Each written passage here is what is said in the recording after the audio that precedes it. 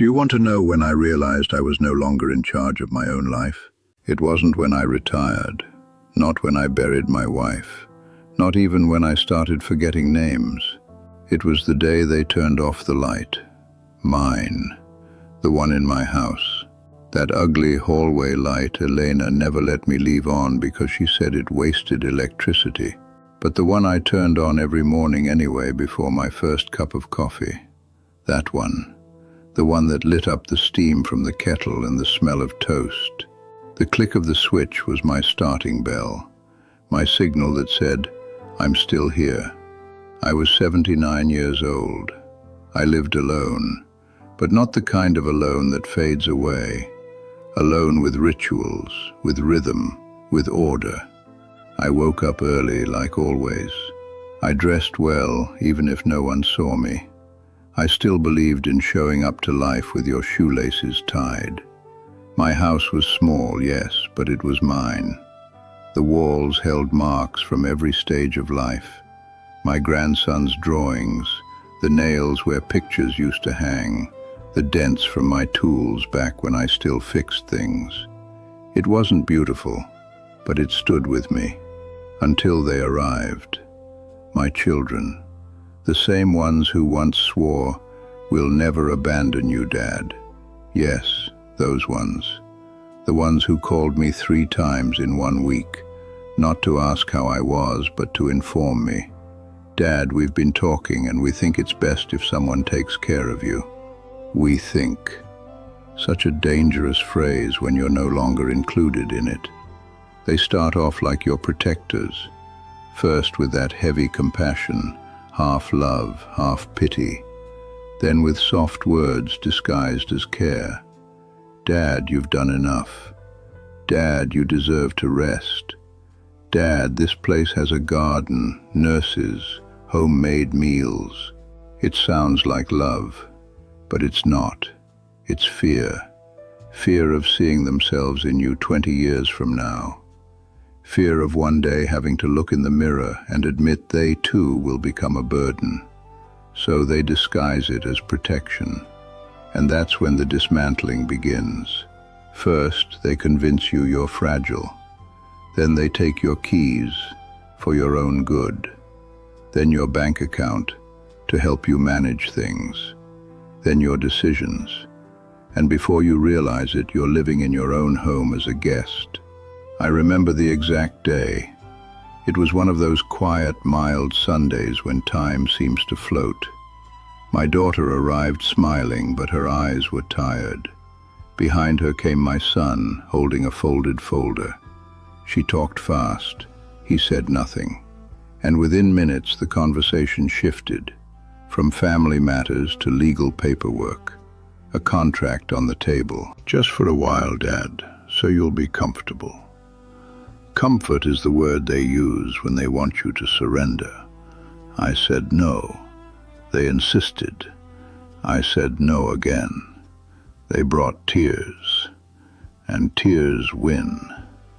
I signed, not because I wanted to leave, but because I got tired of having to prove I was still capable of staying. The place was called Oakview Residence. They always name them like that. Names that sound like forests, as if that softens the prison. They are cages with gentle names, air-conditioned cages. You're welcomed by the smell of chlorine, wide hallways, cream-colored walls, and a calm so artificial it makes you want to break something just to hear a real sound. The windows didn't open, and yes, of course, there were activities, attentive staff, clean schedules. It looked like a new life. In reality, it was a rehearsal for the end. My room had a number, 214, not a name, a number. A metal bed, a TV hanging from the ceiling, a plastic chair, and a sealed window. That was my welcome to this new stage. A young nurse with a forced smile gave me the basic rules. No matches, no blades, no walking alone. For your safety, Mr. James. I thought without saying it. "No, miss, it's for your schedule." That's where I met Ramirez, a thin man in a cap with the raspy voice of a lifelong smoker, a former engineer. On the first night, he said to me, "Welcome, friend. Freedom here lasts about as long as hot soup." And he laughed, no teeth but full of truth. The routine was precise. Breakfast, 7 o'clock. Pills, 8:30. Bingo or TV, 10 o'clock. Nap, 2 o'clock. Dinner, 6 o'clock. Lights out, 9 o'clock. A clock without hands, because time there is already counted. After a few days, I understood how the trick worked. They don't lock you in all at once. They condition you to let others decide when you eat, when you sleep, when you move. And little by little, without resistance, you stop deciding. I asked to go for a walk, not without supervision. I asked for real coffee, not decaf. "It's not recommended, sir." I asked to open the window. "That's not allowed." Every decision was a risk, and every risk a luxury. Then Ramirez started to fade. He didn't complain. He just stared at the sealed window, until one day I asked him, "What are you looking at, old man?" "What you see when you can no longer see yourself," he said. "Nothing. That's what surrender sounds like." That night, I knew what I had to do. I waited until silence swallowed the hallways. I left my room, went down to the maintenance room, opened the panel, and I shut everything down. One click, total darkness, absolute silence.